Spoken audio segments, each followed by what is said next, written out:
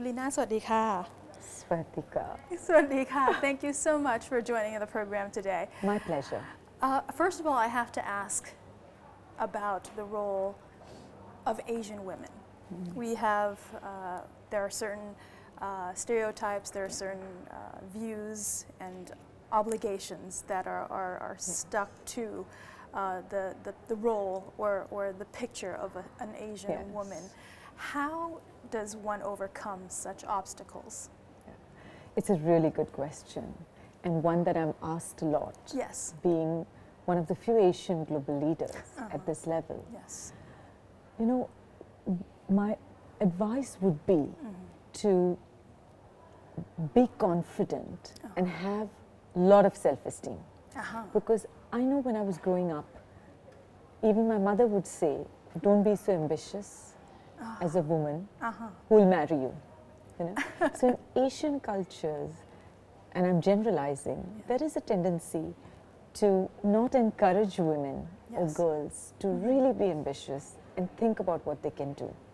So one of the first things we have to learn to do as Asian women is to dream big.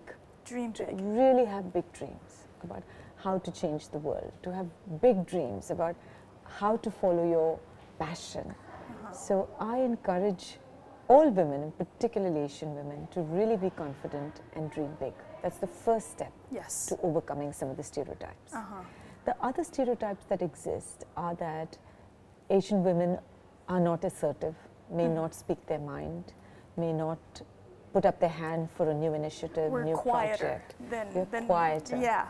So so one of the things we do in Unilever is we have a program with INSEAD, which helps build, which is the Unilever Leadership Program for women particularly. Wow. And we invite all our senior leaders, senior female leaders for the program. And I see that many of the Asian leaders who come for it, Asian female leaders, talk about the challenges of expressing themselves, of expressing their point of view.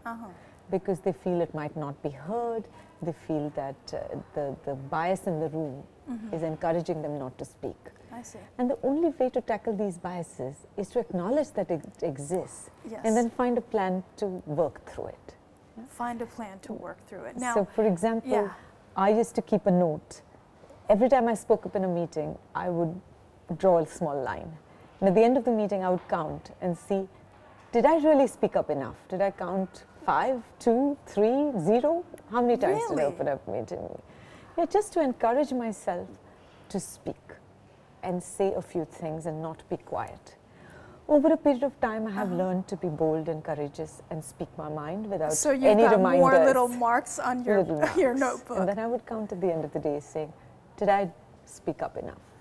Wow, was there anything? That's an interesting strategy.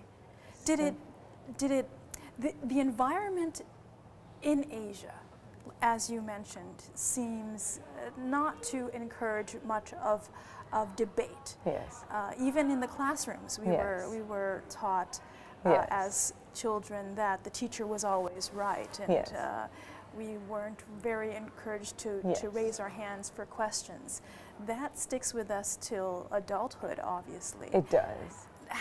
Are there any other smaller strategies that you've used to overcome these certain? See, one of the things I believe is in leadership development, which means each day, every single one of us is growing as a leader. So one of the other strategies I have is to ask a lot for feedback.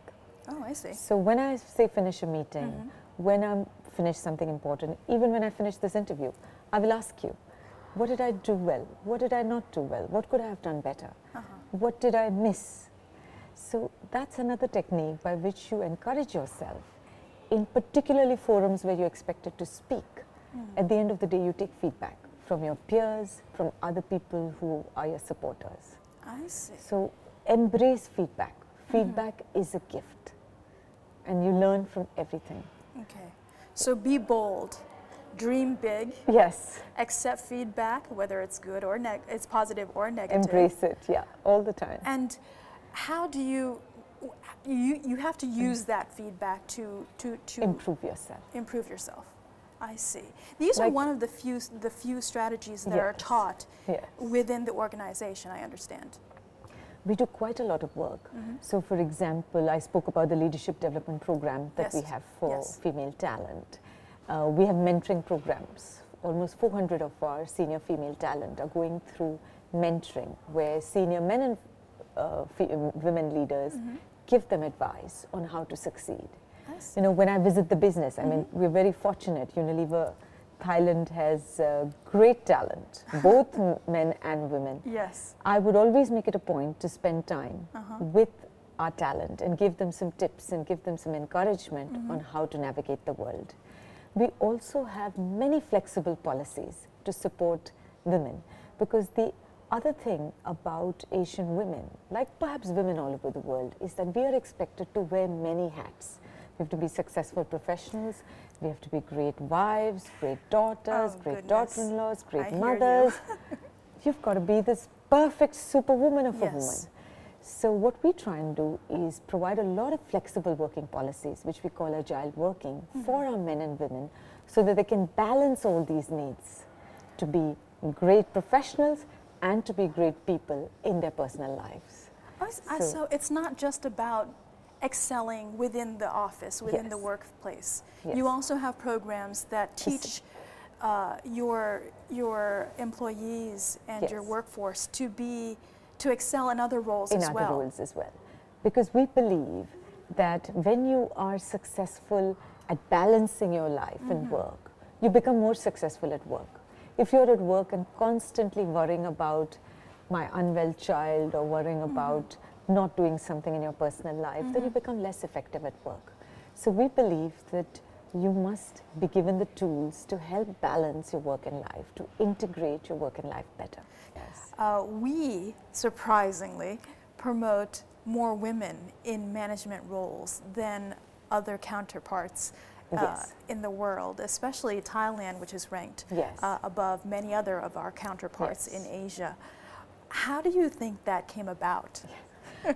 I'm also very pleased to read that research saying Thailand is setting the pace, is trailblazing in this part of the world. Yes. And it's really pleasing to see. I mean, our own business, Unilever Thailand, 50% of our board, which is the senior most team that runs the business, are women. You know? Yay! So, and we have 4,000 employees and we have 46% women. Yes. So, you know, I'm really pleased to see that too. That's not true of every company, but it's very true of Unilever Thailand. And I do think there is good things in your culture that work for you. For example, the qualities of collaboration and being collective is an important quality for the future. That is why your men and women are succeeding, because those qualities are being appreciated more.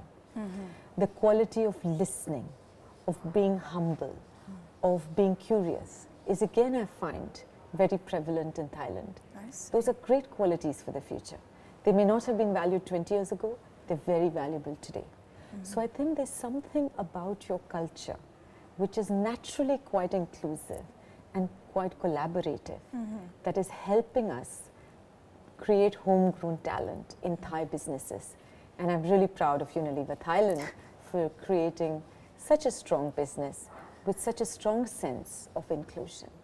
ทั้งหมดที่คุยกันมากับคุณลีน่านะคะจริงๆแล้วมีเรื่องคุยอีกเยอะมากเลยแต่ว่าเวลาน้อยเหลือเกินคุณลีน่าเล่าให้ฟังถึงประสบการณ์ส่วนตัวแล้วก็บทบาทสำคัญคุณสมบัติสำคัญสำหรับสุภาพสตรีน้องๆผู้หญิงที่กำลังพยายามก้าวหน้าในหน้าที่การงานสิ่งที่เราจะต้องมีคือความมั่นใจในตัวเองเราต้องมีความสามารถเราต้องเชื่อมั่นในตัวเองแล้วเราต้องแสดงออกถึงความสามารถนั้นและองค์กรนั้นก็พร้อมที่สนับสนุนให้เราได้มีความก้าวหน้าในองค์กรเช่นองค์กร Unilever เป็นต้นค่ะขอบพระคุณมากค่ะ Thank you so much for joining us Thank you ขอบพระคุณนะคะคุณผู้ชมสำหรับการติดตามแอมขออนุญาตลาคุณผู้ชมไปเพียงเท่านี้พร้อมทีมงานห้องข่าวธุรกิจค่ะสวัสดีค่ะ